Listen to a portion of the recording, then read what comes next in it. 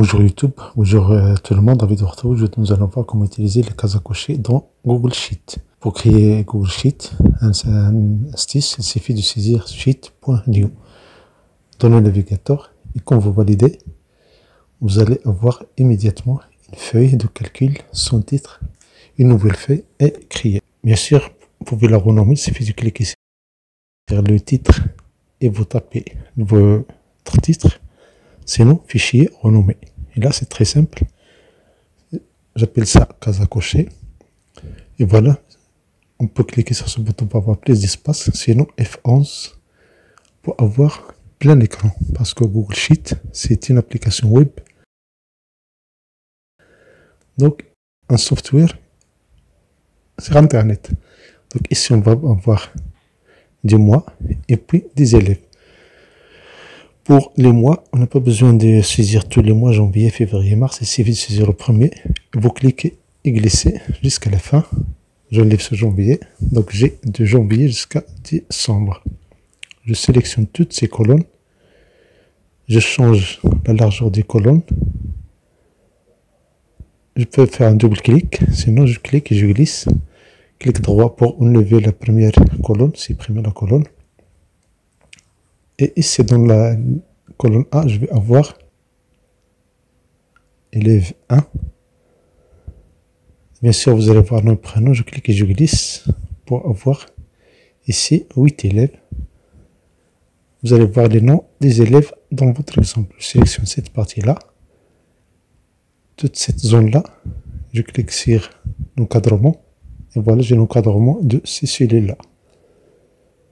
C'est immédiat. Et ça permet de faire des choses très intéressantes. Et tout ça gratuitement et en ligne. Vous allez voir, il suffit de créer des cases à cocher. Et pour faire ça, je sélectionne cette zone. Et dans le menu en haut, j'ai insertion. Je choisis dans le menu en bas, cases à cocher.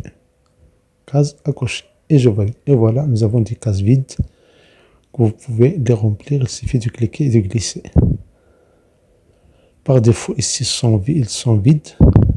Mais bien sûr, il suffit de cliquer et de glisser pour les cocher.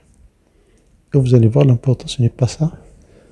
Vous voyez, je décoche, je fais des exemples.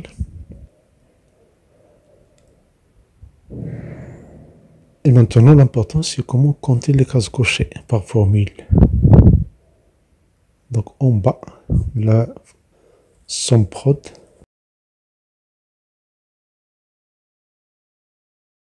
J'ouvre la parenthèse. Je sélectionne la zone B3 jusqu'à B10. Je fais étoile 1 fois 1 fois 1. Je ferme la parenthèse et je valide. Et voilà. Le nombre de cases cochées est compté en bas. Je clique et je glisse. Et voilà, j'ai les cases cochées par mois. C'est facile et ça permet de gagner du temps.